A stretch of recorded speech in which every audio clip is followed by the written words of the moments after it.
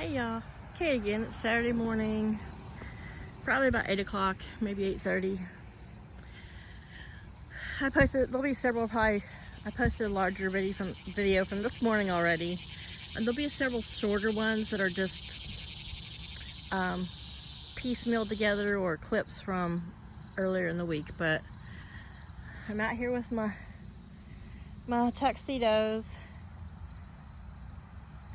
Maybe before I leave, I'll get a chance, I'll be able to hold Nomad. But I thought I would sit out here and have my drink in the shade and my swing, which I am going to take my swing with me.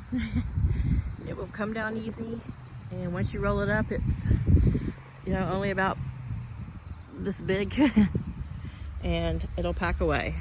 I am not one to throw out and leave stuff like that. I will not take the hammock. I mean, I could. It comes apart and ends up in like little 3-foot pieces. It just depends. If there's room, and at the last minute I might just dismantle it and pop it apart. It just pops apart this way. I might not get to use it for a long time, or I might, you know, set it up at a friend's or a relative's, and they can enjoy it and I can enjoy it, because Paul will never come out and sit in it. So right now, I have Laddie and Flower locked in the quarantine yard. They've got amusements and scratch in their little corn garden. They've got water. And their food is hanging over here on the inside of the little gate. And Flower's in there wanting to lay her egg. So even before I leave, you know, it's going to depend on what animals stay here. I will make sure the quarantine coop is warm and safe. And if it's all just the roosters that end up staying here, which I would hope that Cat and them can have a rooster, because Laddie's really sweet. He's very personable, and he's got his little crooked beak. But like I said, he's 4, and I don't know how, you know, he's kind of outlived what most crooked beak chickens do. But if the roosters are still here with Paul, they can all be together and they won't fight. But I will still make sure the quarantine coop, because it could get cool and inclement before I leave. Maybe that'll be late October. I want them to have a safe place for any hurricane weather or anything that comes along. So, but they're locked in there now so that Chaos and Nomad could have some second breakfast and not be disturbed. But I'm seeing the last blooming of the year on my knockout roses. They took a beating from the heat this year, but they're still lovely. And it's good to see them. You know, there's some things it's easy to take for granted that you see them every year, a couple times a year, but it's really nice to spend some time out here where it's a little bit cooler in these mornings and enjoy the last of the blooms of the season. And I got some, amazingly, I got a little yellow rose on the miniature roses. I'm going to look up the best way to do it. I may get in touch with the people at Haas Tools, but I want to take at least a couple bulbs of the Robert Swanson lily, the Asiatic, and the white lily. I'm pretty sure once everything has gone dormant, I can dig them up with some of their soil, put them in like a paper bag, something that's dark but, you know, does allow air, and they'll keep, just like when you go to the store and you buy bulbs that are in a little plastic bag with holes, you know. I'll figure it out. Or I'll put them in a little box, and they can all actually grow out of a pot, especially the Asiatics, and their first bloom. I'll try to take bulbs that aren't really old or really small, but just the right size. I've never, I mean, my mom used to send me iris bulbs from Oklahoma. She used to send them to me when I was in North Carolina to transplant in my North Carolina garden. So I know it's possible. And I think she just wrapped them in newspaper and put them in a box and sent them on.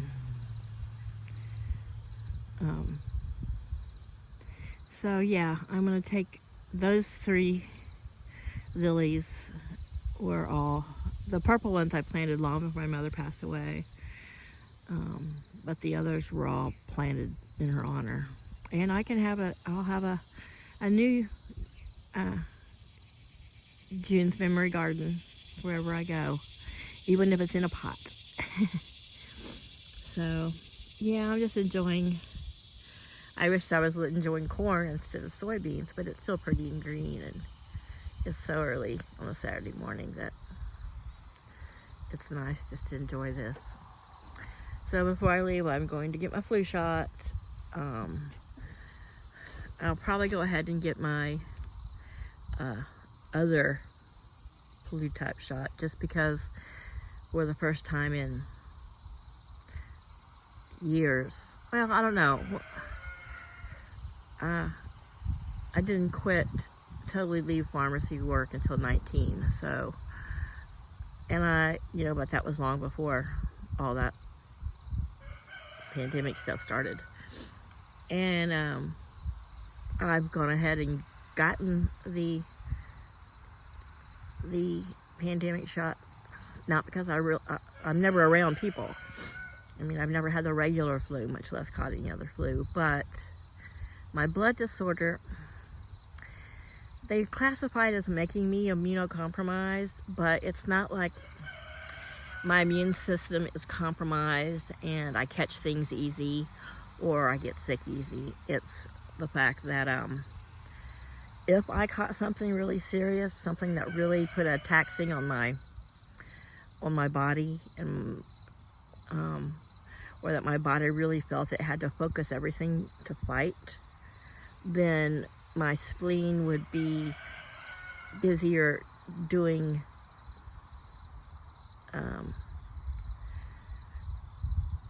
fighting things and doing immune stuff and not helping with the production of red blood cells, which you do have some that are produced in your spleen, and it's very important because without my spleen being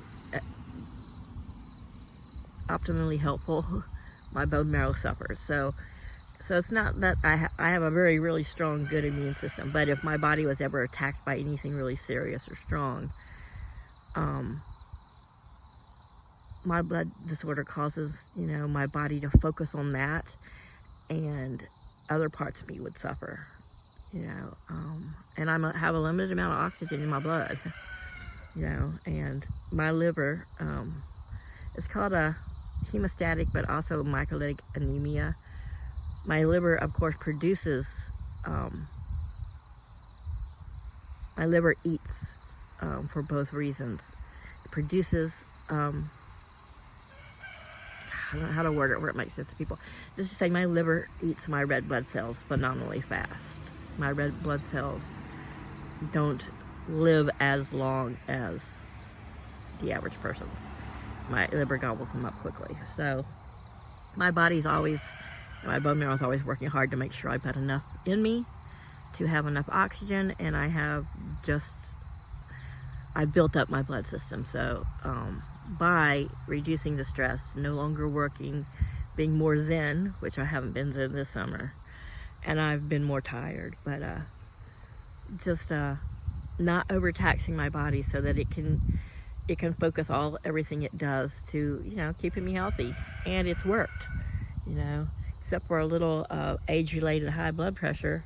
I'm healthy, and some arthritis.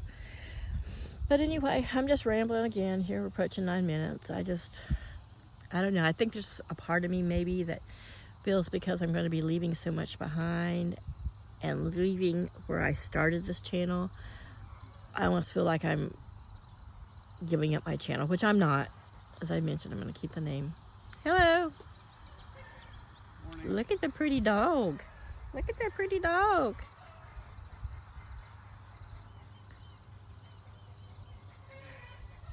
Sounds like Flower just laid her egg.